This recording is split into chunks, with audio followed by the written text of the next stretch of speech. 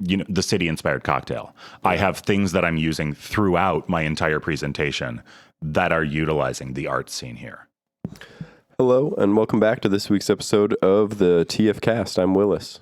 Hey, we got Grum here. It is July 26th here in the solarium.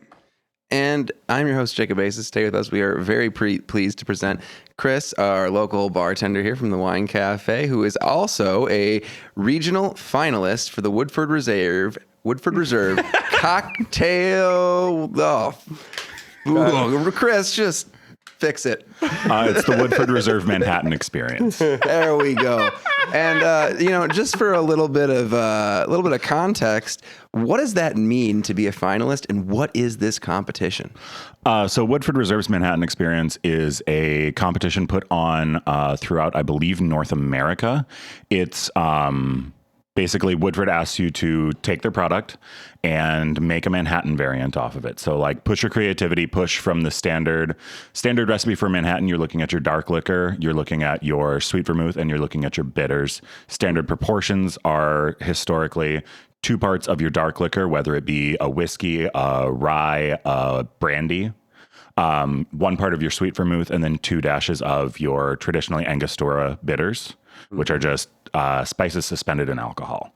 And they're looking for you to push that farther, and they're looking for you to take that and put your own spin on it, get creative with it, bring in new concepts, new ideas, new flavors, while still like holding true to that core, that baseline. But they're not just asking you to do that. They're also asking you to introduce another original recipe that also uses Woodford product. So you have to come up with your Manhattan variant. You have to come up with your second cocktail. This year, things have changed slightly. Last year, they were doing state competitions. This year, it's now regional. So I am one of 8 finalists for the Midwest, which is 15 states, I believe.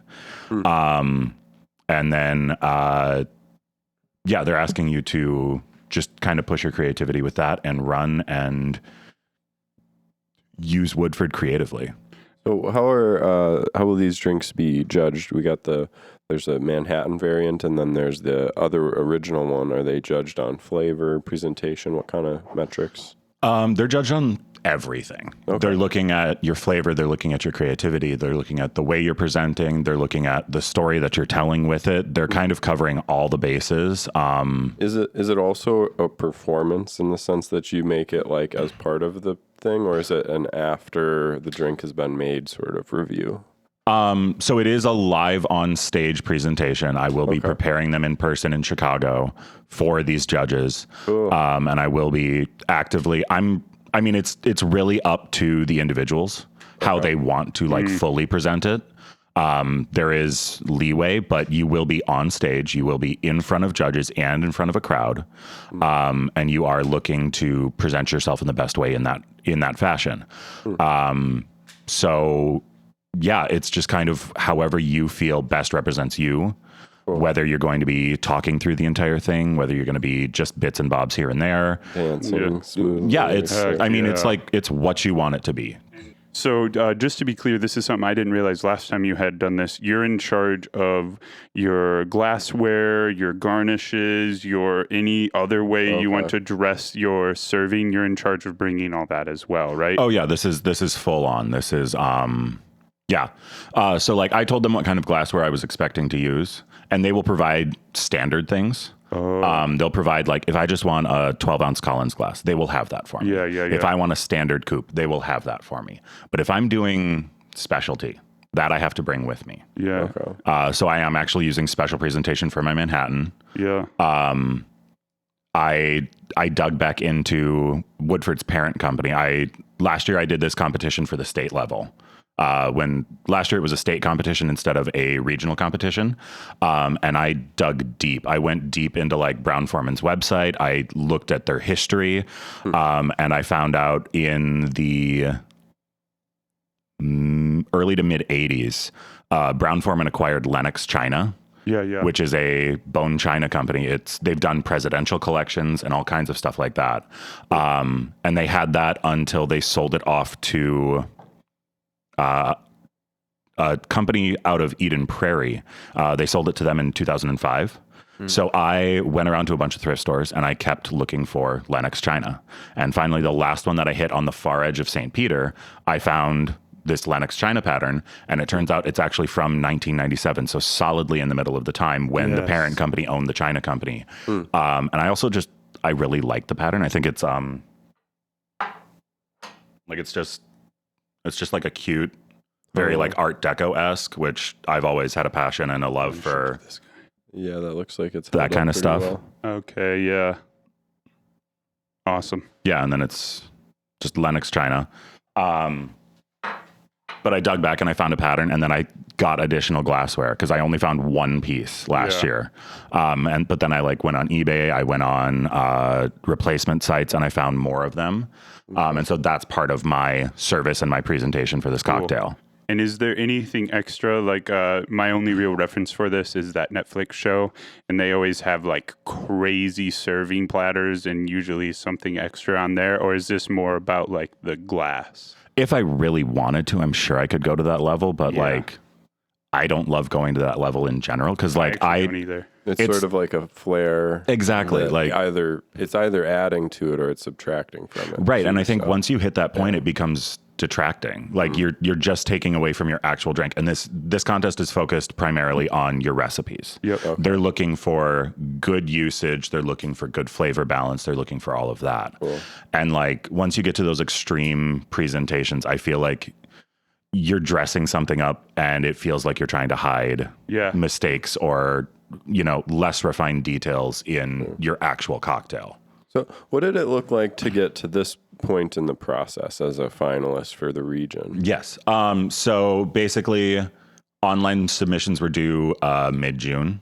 Okay. And so you had to develop your recipe. You had to send in your recipe in, its breakdown, like here's your parts, here's your preparation. Is there specific ice that you want used? Is there specific glassware that you want used? And then for the Manhattan, the question was, tell us why this is your ideal Manhattan recipe. And so you had to do a little write-up on that. And then you had to have your second cocktail, which for this year, this is different than last year. It is meant to be representative of your city. Oh, interesting. So they were like, tell us the story of how your city influences your cocktail. So do we have a Mankato cocktail going along? So one of my cocktails is based around Mankato and what I feel Mankato can be. Okay. How closely that ties is, up to interpretation. Well, I'd love to know more about it. I could give you the full readout of what I sent them if you would like. Yeah, absolutely. I will word for word it because I enjoy the way that that's dropping. I really enjoy the way that I phrased it and wrote it out. And I don't think I can do it by memory. No problem. So the prompt was, tell us your city inspiration story and how you incorporated it into your cocktail. Since June of 2020, I have worked at the Wine Cafe. The bar sits right in the middle of the original downtown of Mankato, and I am able to see all of its history and progress from here. Mankato, Minnesota is a small city nestled in the valley created by the confluence of the Minnesota and Blue Earth rivers. Due to the readily available resources, people settled in the valley and began farming and building up the area around the river. Over time, Mankato began to expand, with a number of families utilizing the rivers for milling and subsequently transporting milled grains and other products to other cities and towns. Industry soon expanded further to excavating the local limestone deposit, 13 breweries, multiple colleges, an iron foundry, and many other endeavors. As time has passed, Mankato has reinvented and reinvigorated itself, most recently from a hard-partying college town to a vibrant local art scene with a growing group of conscious cocktail consumers. When I look out at my city from the bar, I see where we have been, where we are now, and where we're headed. South Central Minnesota's Pride Parade starts right next to the bar every year. Across the street, grain silos for the mill have been painted with a mural that reflects Mankato's history and diversity. From the back patio, I have seen protests and celebrations on the Veterans Memorial Bridge. My cocktail reflects the journey of this city through time. Starting with a base in classic cocktails, changes are made and depth is added. The new service industry of Mankato is showcased with the introduction of barrel-aged Malort. I went to the local arts co-op to make the stamp for my garnish, as well as to screen print the custom cocktail napkins I quilted. Creativity care, and craft are present throughout Mankato and encapsulated in this cocktail. It gave me goosebumps. Yeah, That's amazing. thirsty. I get myself every time I read it because I'm like, okay, you really like went off. Like Yeah. I love the way it reads. Me too. It's cool. I like how it ties. It did a great job of even just explaining like a brief history of Mankato, which I wasn't expecting. Right, because I'm sending this off to the distillery, which is in Versailles, Kentucky, and I'm sending this off to liquor.com, which I believe is based in New York City. And so they have zero frame of reference. They have nothing that they know maybe about Minnesota, but more likely than not, they know absolutely nothing about Mankato. What's that? Right, exactly. And so I wanted to give them, context. Oh, sorry about that. Spam call. I wanted to give them context. I wanted to give them background. I wanted to help them understand what this city is, what it's been, and why all of this pulls together, and where we've made these changes over time. So why barrel aged Malort, and what about that specific spirit connects you with the area? How you get there? I mean, I wouldn't say Malort connects to Mankato per se. Okay. I think it connects to the service industry heavily, and specifically at the Wine Cafe, I think we're probably the biggest on sale seller for sure in the region. Until you hit the cities, I'm sure we're pretty much the bar that's selling the most, because it really is a service industry thing. It's the vaguely masochistic thing about. It's just so tasty. How could I mean, you that too. resist? I actually love it. I do love it. But also the barrel aged is really interesting because they take it and they decided to barrel age it. Because, I don't think I've had that one, and I've had quite a bit of Malort. Barrel. oh, you haven't had it? I haven't. I did bring it along just in case. Yeah. Well, hey. So yeah, if you wanna. Yeah. Would you show it to this camera for me? Yes.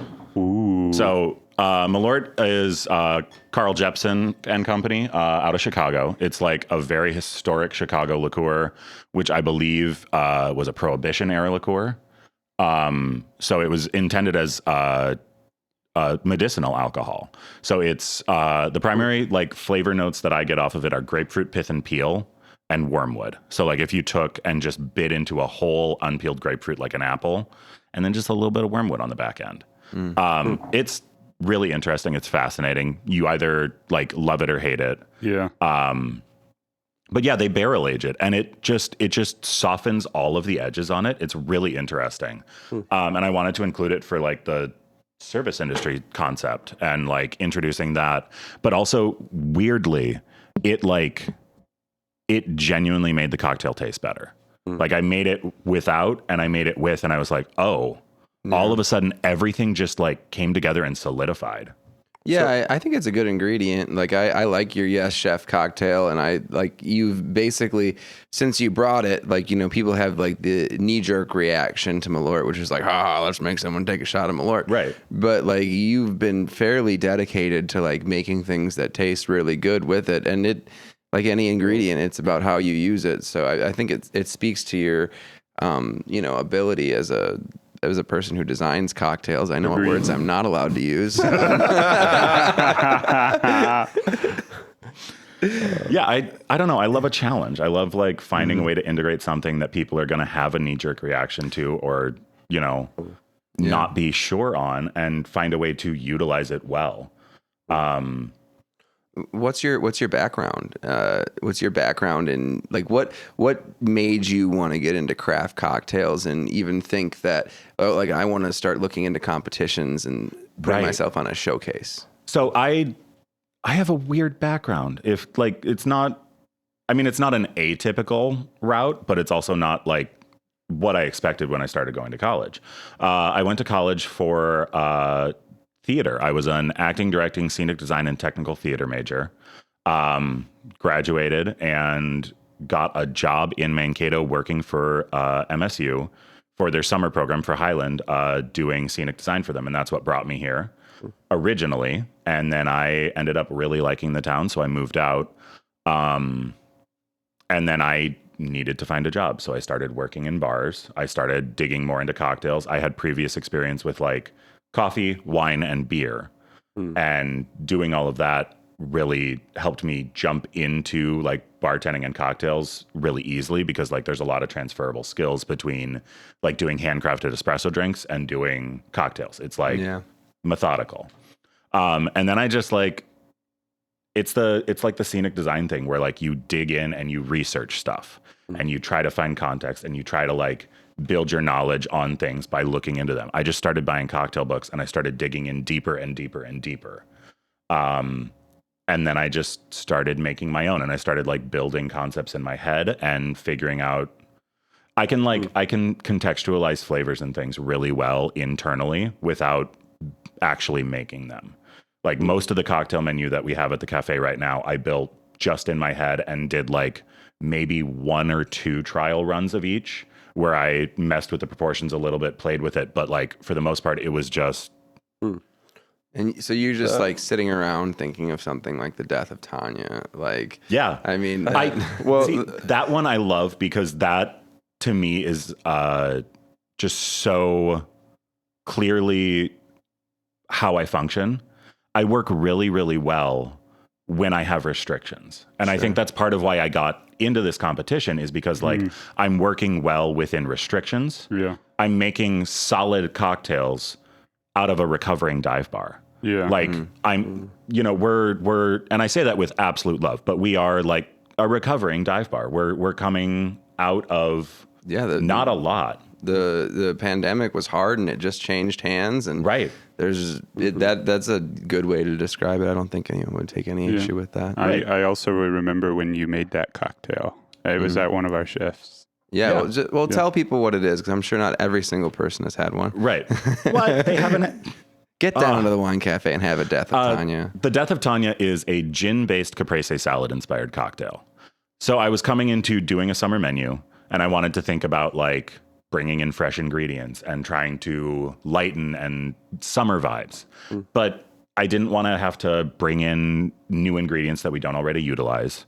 I didn't want to like dig too deep into stuff that we don't have a ton of on hand. So mostly that means that I'm working out of our sandwich cooler. Sure. Where I was like, what do I have in there? What do I have that's fresh? What do I have that's different? Well, tomatoes and basil are what we had in there. And then we have that wonderful honey balsamic glaze that Millie made for our honey goat pizza. And I was like, okay, what if I mess around a little bit? And what if I see if I can pull off a caprese salad inspired cocktail? And so it's gin, muddled tomato, fresh basil, some lime juice, some simple syrup, and a bar spoon of that honey balsamic glaze.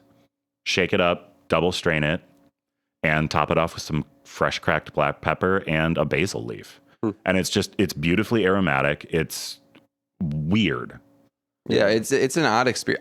I like the cocktail a lot. I also do. I think it's fantastic. Yeah, it sounds strange. It's interesting to think about. When you're talking about like designing a drink, it makes me think about how on this show we often ask a question of like musicians or artists that's like, how do you start with something? Like, do you come from it, with what am I going to do with this gin? Or is it more like in the example that you just gave, the Death to Tanya? Death of Tanya. Death of Tanya. That one sounds like a useful constraints with the bar cooler, but I'm wondering how they start, like when you're thinking like I need a new drink, or when you've got a new menu project, like where would you start with it? Would you start with the primary liquors, or are you kind of like zooming in on a side ingredient you want to add? Where are you at with that? That can really go any way. Like you can be, because like with the menu that we just put out, I wanted to do, I had certain notches that I wanted to fill. So I wanted 6 cocktails, and I wanted to have like a gin base, a vodka base, a rum base, a whiskey base, a tequila base, and I wanted like an Amaro. I wanted something a little off the beaten path. Okay. And then I had already thought of something within that range, or I was finding something recipe wise and like conceptually that both spoke to summer and also worked with those liquors. But you can also, there's any way that you can conceptualize a cocktail menu. I've seen ones where it's, this entire menu is pink drinks.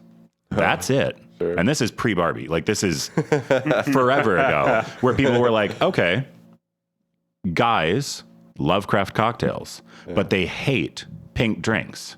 If they walk in, they're going to have no choice but to get a pink drink if they want something off the cocktail menu. Cowards. Exactly. I love a pink drink. Yeah, we drink pink drinks on the TF. Hell yeah. Yeah. We certainly. But like, you can also conceptualize around like a theme. You can conceptualize around a season. You can conceptualize around a specific ingredient or a brand or what have you. Like, it can be anything. Your only limit is really where you want to go with it and your creativity. And for reference, the one we're talking about is all summer TV shows and movies, right? So yeah, in conceptualizing that menu, I went, it's summer.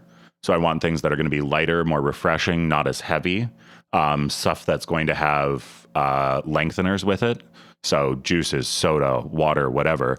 Because the other thing with a summer menu is you want things that are going to be easy drinking, but not like necessarily a straight chug of alcohol. Like, you don't want a summer menu that's all like Manhattans and old fashions, because you need things that are going to help people hydrate when they're out on a warm patio. You need things that are going to like make people take a little bit longer. But then also especially the naming conventions, I went with the theme of the menu is for your consideration. So it's all based on movies and TV shows from the last year.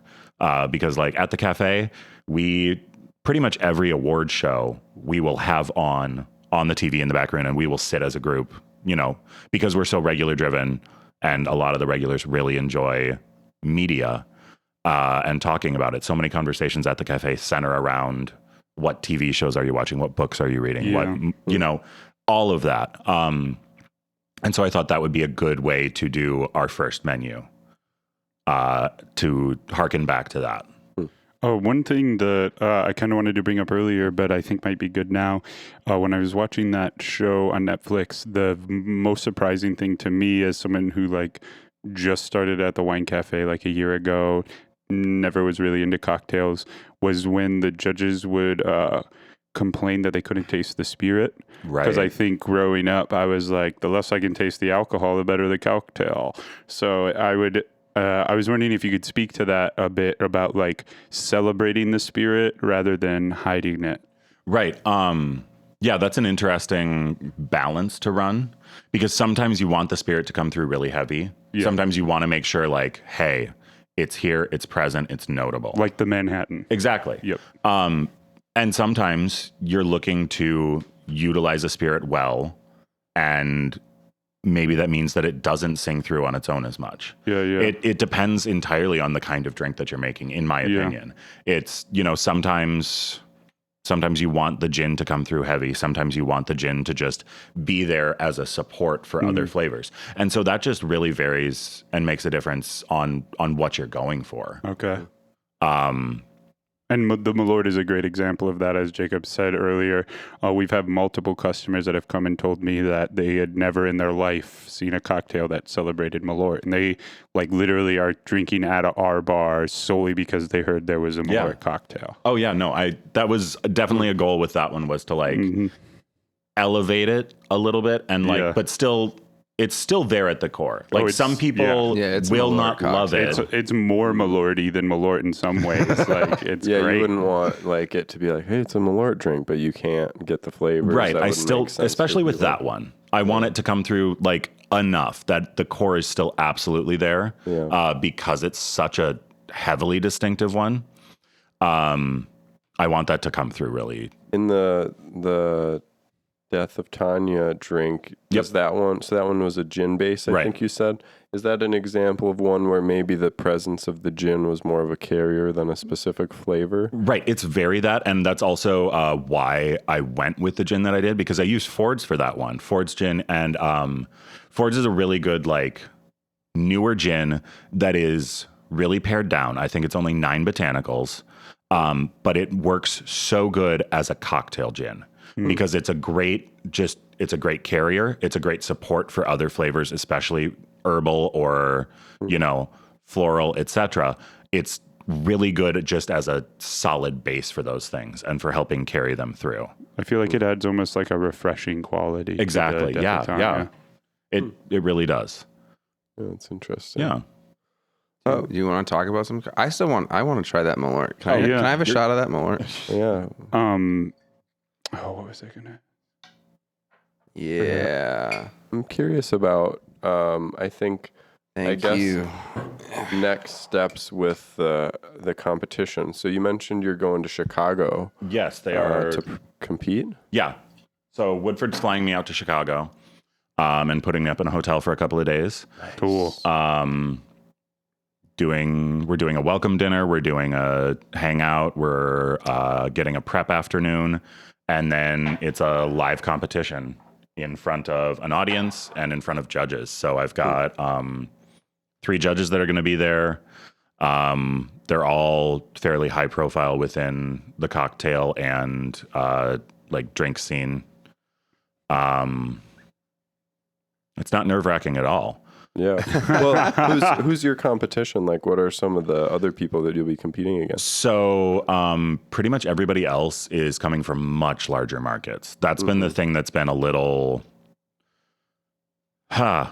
because I looked everybody up because of course I did. I checked out everybody's Instagram. Absolutely. But like everybody else, so there's 3 coming from Chicago. There's 2 coming from Michigan, 1 from Detroit and 1 from another market in Michigan, but also still a fairly large market. One's coming from Cleveland, Ohio, and one's coming from Milwaukee, Wisconsin. But looking at all of this stuff, looking up the places that they work, I'm sitting here and I'm like, everybody here is coming from like 300 to 500 bottle cocktail bars. Like they have access to anything and everything. They have access to things that I've never seen in person. Yeah. Just like resource wise. Exactly. And then also like the network of other people who work in that scene. Right. Yeah. They have like they have mentors. They have like people right there. Yeah. They have a bunch of other cocktail bars in the area that they can go to and feed into and exchange ideas with. You have one. I mean, we're getting there. I've been able to talk with people here and pick their brain. Yeah. I sat down with Alexa, who owns Nola Bell, in developing my second cocktail. Oh yeah, I guess that's 2 then. Well, I was thinking Nola Bell and the Flask. Right. There's others. We're getting there. Cool. We're definitely building up. What is it that determines A craft cocktail bar. Yeah, versus What's the difference? Yeah.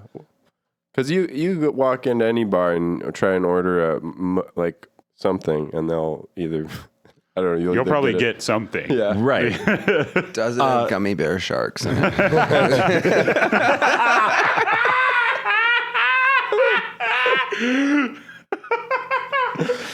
I guess it's hard to say what that line is. Yeah. But I always think baseline, like if you walk in and you say, "Can I get a Manhattan?" What kind of look does the bartender give you? Yeah. That's like my like barest baseline. Or like if you say, "Can I get an old fashioned?" And you're not in Wisconsin, like how is it prepared? Yeah.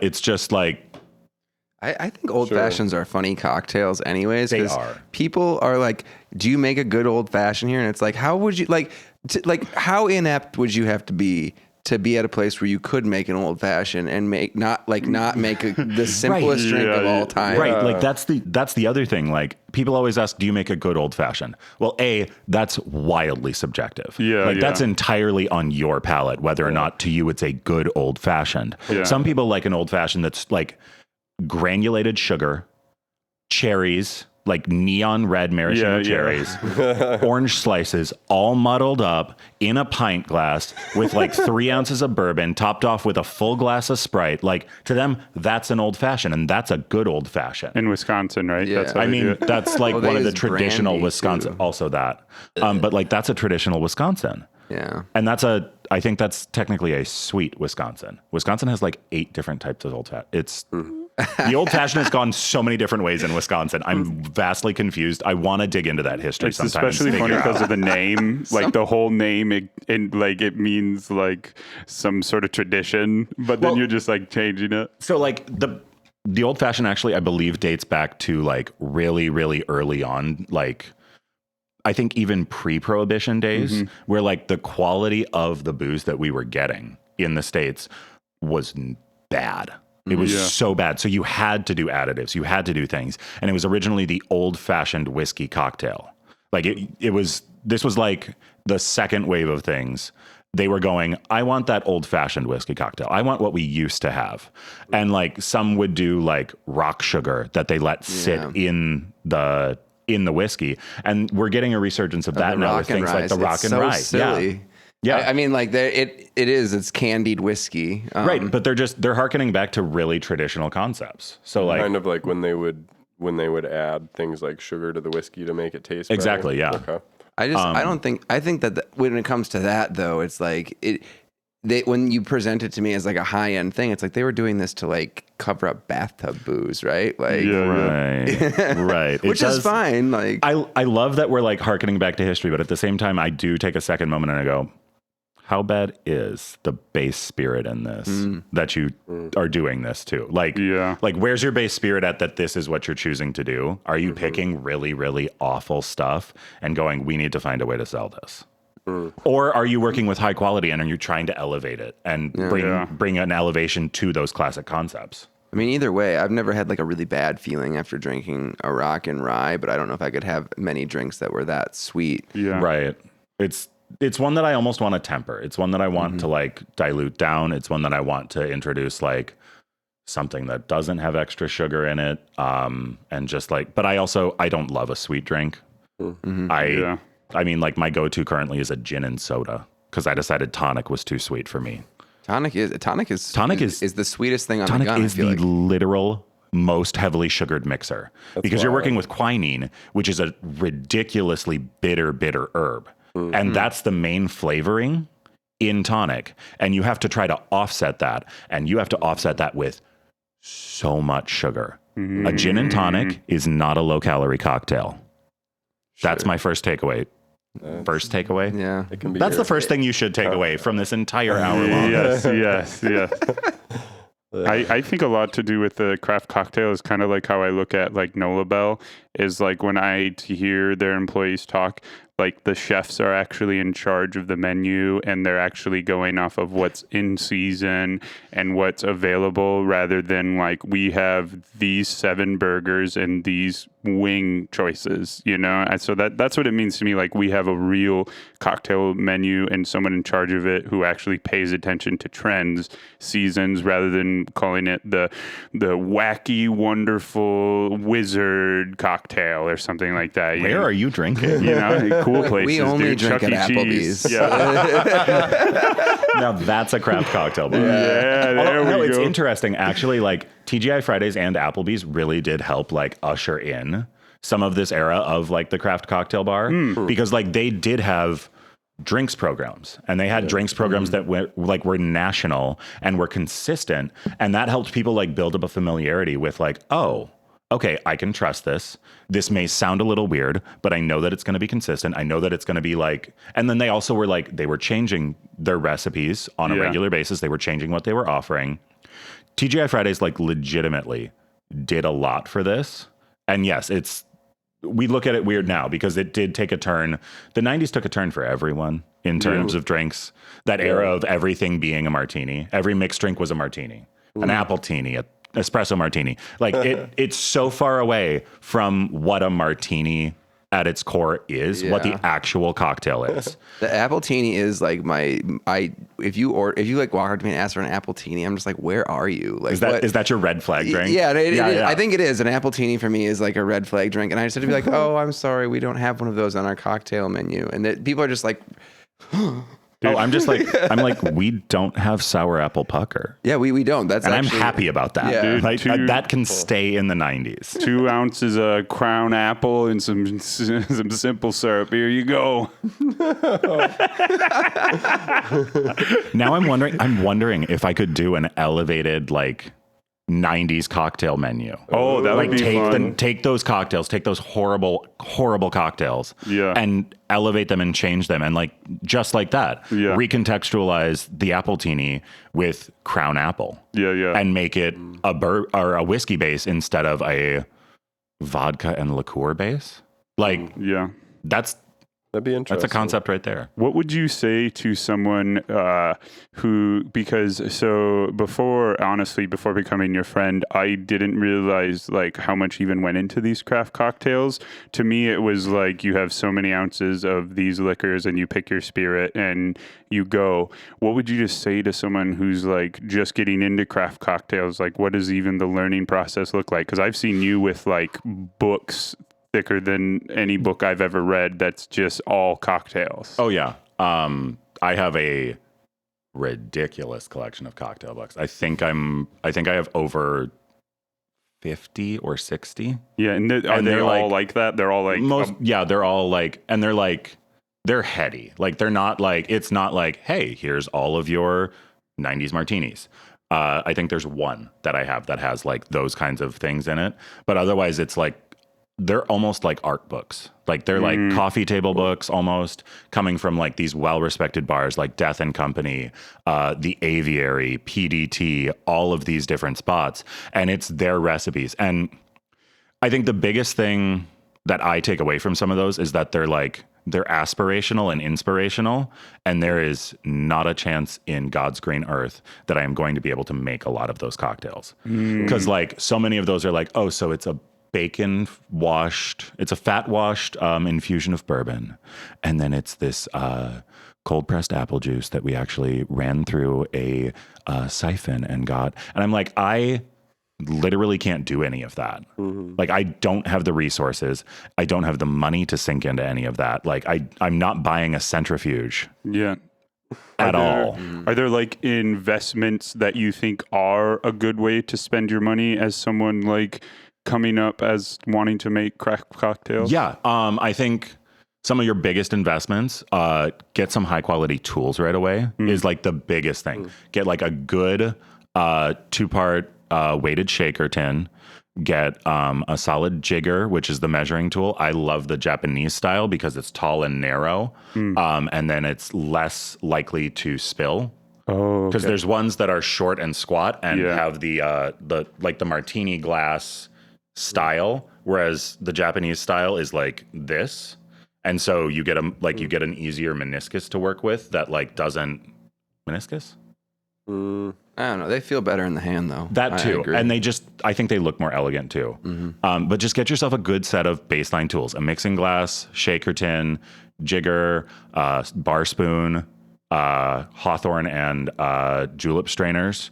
Start there. Like that's your most solid investment, is starting with good tools, and then find a few books that you like. Find a few books where you're like, there's a mix of like aspirational, inspirational, and practical recipes in it. Find things that you can jump off of, and you can like find things with depth and like that you can read through and go, that's something I'd never thought of. Interesting. Like I was reading through the PDT cocktail book, and I got to a section about this one tequila cocktail, and it was like we made I think it was a corn simple syrup. It was like we infused a simple syrup with like fresh sweet corn because tequila ties really well with vegetal flavors. And I was like, I had never once considered that tequila would tie well with vegetal flavors. But since then, I've used that trick. I made a snap pea margarita. That was good.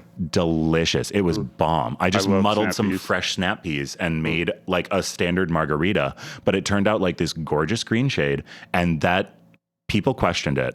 I was serving this at the Loose Moose too, but like people would literally come in just to order that drink later because they were like, it's actually really delicious. It sounds really good and like sweet but earthy in the right way. Yeah. So like find books that you can take that inspiration from, that you can pick up on little notes from, that you can get like tips and tricks. There's so many books out there, and there's some that are really great, and there's some that are not worth your time, in my opinion. Yeah. And it's just finding the balance and finding what you think will be useful for you. Would you say it might be smart to like kind of like pick a spirit and experiment it? Or would you say it's better to just like kind of shotgun it right away? I think it's good to not necessarily stick to one specific drink. I think it's good to taste your way around and get a familiarity with all the spirits you can you can find and figure out. Because then, and if you can like be tasting and like developing those taste memories, you'll be able to like think back and go, okay, this and this and this, and then you'll be able to make those like logic jumps and pair jumps and like figure out what you can play with. It's just so good to like taste your way around and figure out all of your baselines and run with that, I think. Yeah, a lot like food. Yeah, exactly. Yeah. And then last one, I've heard that almost one of the easiest way you can step up a cocktail is just better ice. And I've heard this a lot, but I actually haven't been personally to a bar where they seemed like they were using like quality ice and they were instead erring on like using more quality spirits. Is there like a lot of truth to that? Or like, do you make your own ice or anything like that? Yeah, that's a question. I have not yet worked in a bar where we have like a cold draft ice machine or anything like that. I do know that definitely your ice and your water quality does have an impact on your drinks because like part of drinks is dilution. Yeah. So more surface area, better, right? That's like the base understanding is like the more surface area, the less dilution you're going to have from your cubes into your drink. But then the other thing to think about is like in the preparation of your drink, you're also looking for dilution. You're looking for a certain level of water content that's going to bring down your ABV. It's going to loosen everything up. Like whiskey specifically, you'll notice this with like whiskey tastings and with like people who are really passionate about their whiskey. Some people want it with absolutely nothing. Some people want it with like 3 drops of water. Some people want it with like 1 cube.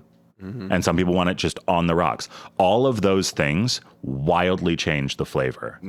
Because whiskey loosens up with like just a little bit of water. All of a sudden, the molecular compounds and structures like change just ever so slightly, and it just opens up, and suddenly more flavors are noticeable. It's the science in everything with drinks is wild. Like it can. There's so many different things that impact it, and you would not think all of these things impact. Yeah, I mean, you're doing chemistry. Very that. Yeah. It's unique. Cool. All right, those are my fast hitter questions. Well, what's the game plan? What are you bringing to this competition? Like, you know, you have your own cocktails, your own style. Like, what are you going into there with? I'm going in there doing my best to represent myself and Mankato and bring in my little touches. I think it's crazy to me that I got into this competition, especially after looking through the competitors. It's wild to me looking at these people with these like 400 bottle bars and centrifuges and all of these tools. And then I'm like, and then I got in. And I think it's because I'm working within restrictions. Because like I'm going to touch back on like the same 4 points that I've already said, but like I've read all those books and I see all these aspirational things and I'm like, I love it, but also I can't make it. And when I've done these, this is the second time I've done this because I did it last year. When I've done this, I've done things that I can make at home or in the bar. And like right now, I can't even make these drinks at the bar because we're missing the liqueur for each of the 3 that I'm trying to make. We don't have the liqueur present in the bar. One of them is still not distributed in southern Minnesota. Yeah. Interesting. Jay Rieger's Cafe Amaro is made in Kansas City. It's a great coffee-based Amaro. I love it. My brother actually works at the coffee roastery that provides them the beans, and he's how I found out about it originally. But that's what I'm using in my Manhattan.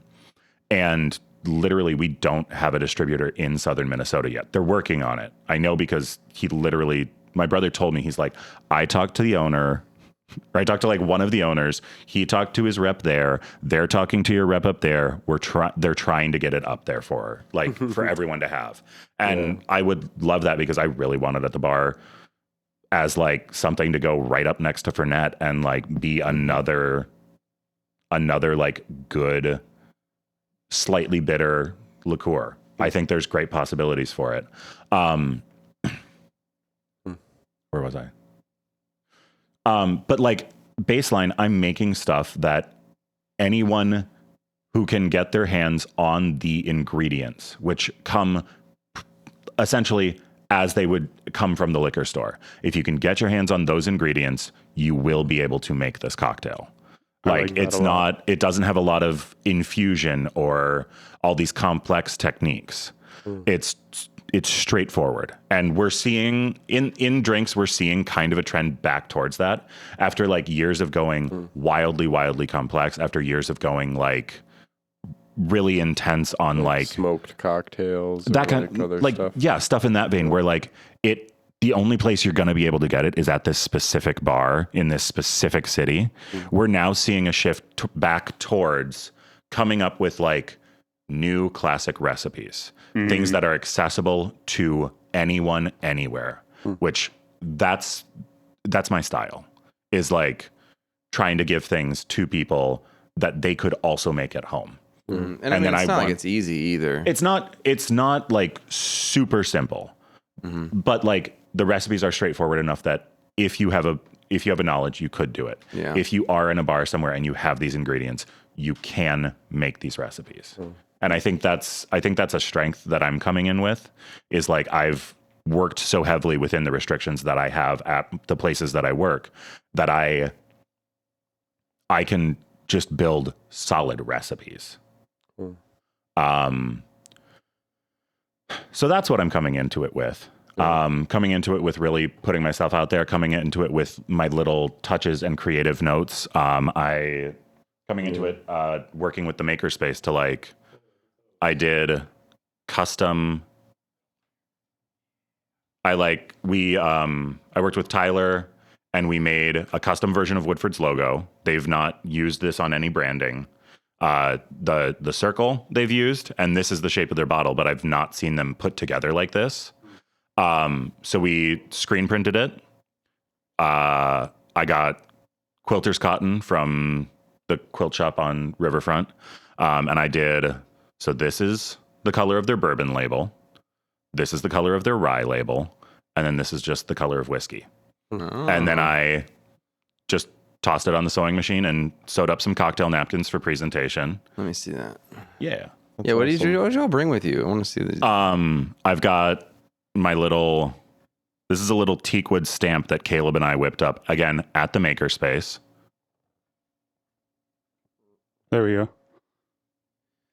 So we used the Glowforge. Yep. And did like a reverse engraving so that there's a raised portion. So I can take this and press it into a peel and create the logo so that I can tag it and put it on the drink. You're like a branding almost, Exactly, right? Yeah, exactly. cool. I've created my own little branding things utilizing Woodford. I love that. I just love when anyone goes this hard on anything they're doing. I always love it. It comes from the theater and the design background. I think it's digging in, it's doing research. It's like really looking deeply into things and trying to be creative with them and trying to integrate different disciplines. And like I'm integrating my hobbies because I enjoy sewing. I'm integrating the spaces that I have access to in this town, which is also, I think that's going to play really well with the city inspired cocktail. I have things that I'm using throughout my entire presentation that are utilizing the art scene here, that are utilizing. Exactly. Awesome. It's stuff that I have access to in this community that I don't think most of these people in these other cities are going to have access to, either, a local arts co-op or the people that staff it who are willing and able to help them. And like come up with this stuff and work with them for, half an hour on a random Thursday night to put this together. And so that's another thing that I'm bringing. And then just digging into history and storytelling. So like my first cocktail, my Manhattan, is the Alive and Revived, because Brown-Forman is the owner of Woodford Reserve. They're also the owner of Old Forester. Old Forester is Woodford's sister brand. Okay, yeah, because I thought the one last year was Old Forester, so that confused me. It was Woodford. Okay. I just talk about the entire brand a lot. I cover. Cool. I'm like, I can pick out all of the brands on our shelf. That are Brown-Forman products, like, because it's Ford's, it's Chambord, Herradura, Jack Daniels, Woodford, Old Forester. They have Finlandia vodka, which we don't have. They have El Jimador. Like, they've got a large portfolio. I like all of those but one. We're not going to talk negatively. But so I just in really reading up on the company last year, I did a lot of digging and I found all of these details and information. Old Forester is a brand that has been around since before Prohibition and has been producing consistently throughout. They were producing during Prohibition. They were making like medicinal alcohol and stuff during Prohibition. J. Rieger shut down like within a month before Prohibition because they knew it was coming and they knew we're not going to be able to make it through this. So they shut down, they sold off and everything. And then someone came back and revived the brand in, I believe, 2014. And so it's the bourbon lived, J. Rieger revived. So alive and revived. And then it's also, I'm saying, I think it's whiskey's answer to the espresso martini because it comes off with coffee notes, but it is very like Manhattan centered. It's just interesting. And then there's the Henry's Last Stand is my second cocktail. It's a play on a Ramos Gin Fizz, which is a classic, like old classic New Orleans, like pre-Prohibition cocktail that basically you're creating a meringue inside of your shaker tin. So you've got egg white in there. You've got cream for the Ramos Gin Fizz. You've got gin, lime juice, I believe, cream, egg white, some simple syrup. You're shaking the hell out of that. Like traditionally 15 minutes of shaking for this cocktail because you're creating a meringue inside of your shaker tin. You're pouring it into your glass. You're letting it sit there and settle out for like 3 minutes. And then you're making a hole in the top of the meringue and you're pouring in the rest of your drink. And then that meringue should be self-supporting and should lift itself out of the glass. What? I don't know what a meringue is all of a sudden. Like the top of a key lime pie. Oh, okay. Right. It's the whipped egg white that like holds. Yeah, you like whip it till you get peaks, and then you know it'll hold. Yep. Huh. So you can like see it looks a little like a sponge. Yeah, it's got this like airy texture to it. Yep.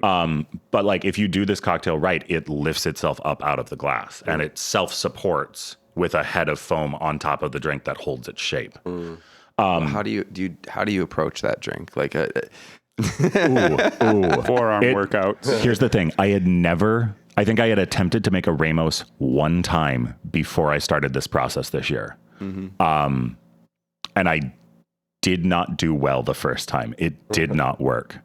But I did a lot of research. I looked at a lot of like websites and like different opinion pieces, like what is the best way to make a Ramos without, getting an arm day situation.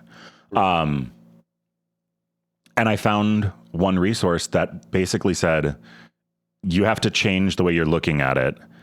Think about the ice that you're using. Think about it in a culinary aspect. Like think about like, what would you do to try and whip something up? And so instead of doing, traditionally it has a dry shake before with no ice to try and get that meringue going. And then you add ice. What I've figured out is I found a way to do it in 1.5 minutes of shaking. Basically, you take a couple of large format cubes, like 1.5 to 2 inch cubes. You put those in with all of your ingredients except for your cream. You shake for 1 minute with that. You break it open. You add your cream and you add pebble ice. And then you go for another 30 seconds. And that just works. Like the large cubes aerate a bunch. And then the cream will destabilize your egg white. So you get in a good amount of your whip before you put your cream in so that your egg white has a chance to stabilize for the most part. And then the pebble ice helps to dilute a lot better and then also get a little bit of that final aeration in there. Cool. Yeah, it was a process. Yeah, it sounds like it. Well, Chris, what would you say is the best way someone in Mankato could support you both in this competition and just in general as a local bartender we all know and love? I wouldn't say that there's necessarily anything to do for the competition aside from just like, be around. High give me a five. smile. Yeah. Let me know that like you're thinking about it, but like there's no voting for this. It's just based on the judge's rubric. But yeah, just know about it, talk about it, think about it. I don't know. Really, there's not a lot to be done for the competition, but like cheer on the Mankato rep. Can you see it? Is it on local TV? support. I don't think so. I don't think it's going to be televised or broadcast in any way. Dang. They're going to have photographers there, but I don't think they're going to have any videography. Maybe they need a stream team. Yeah, do they need a stream team? All right, can they fly us out? Yeah. I do not know. If it comes up naturally in Right. conversation. I'll just, I'll pepper it in. But yeah, then the other thing, just go out to your local places. Go out to the bars that you know and love. Go out to ones that you haven't tried before. Explore a little bit. Try things out. Just be supportive of the community. We've had a rough few years. And we're starting to bounce back from that, and we're starting to feel like we're back to normal. We're back to like regular business. But like, go out and go out to the local ones. Because if those ones go under, that's when we lose our local influence, our local, like, we lose, our local produce. We lose our local creativity. Because like Applebee's is always gonna be able to be around. Yeah. Olive Garden's always going to be able to be around. Yeah. Those ones they've got a large corporate structure behind them. Mm-hmm. Go out to the local places. Go out to the places that are, locally owned, locally run, local creative sources behind them. Go to those places, support them, and just like, don't be a dick. Like, just be a decent person. Don't start a fight. Don't be respectful. Because like, I like the don't be a dick. This is like what I do for work. Like, you're walking into my workplace and you're just starting a fight. Like, should I walk into your office and just start shouting at someone, screaming at them, being belligerent? Or asking you to take shots with me? So that's my fantasy. Like, hey, I know it's your lunch break, but you want to do like some tequila shots? Right. Like, just remember, this is where someone's working, and like, this is still a place of business and a place for work. Like, I don't want to have, if you're working at the post office, you don't want to deal with someone throwing up all of a sudden. Yep. Like, just conduct yourself like you are in public. Have fun, but just still like try to be respectful and keep yourself in check. Love it. Do you ever post your drinks or anything on Instagram or anything? I'm really bad at Instagram. Okay. They sent out like their pre-information for this contest, and I was like, shoot. I have to get back on Instagram because I haven't posted anything in over a year. Yeah. So I've been trying to be a lot more active on there in the last 3 weeks. Yeah. And I'm going to try to keep that up. But I'm a really bad doom scroller, so I don't like spending time on Instagram because I will spend 3 hours and achieve nothing. All right. But I'm working on getting better at that and working on posting and keeping drinks and that kind of stuff up there. Well, thanks for coming on, man. It was really cool to talk to you about this. Me and Jacob work directly with you at Wine Cafe, so it's cool to hear you get a chance to like nerd out about it for a while. Yeah. Well, thanks for having me. It was a great time. Yeah, and best of luck in the competition. Thank you. I guarantee you'll win. I'll take that. I'll just present that to them and say, I'm sorry, but Jacob Basis from Mankato said that I was going to win. From Triple Falls Productions fame. I'm sorry, but you've made a mistake here in the rubric. Spoken. Bye, everyone.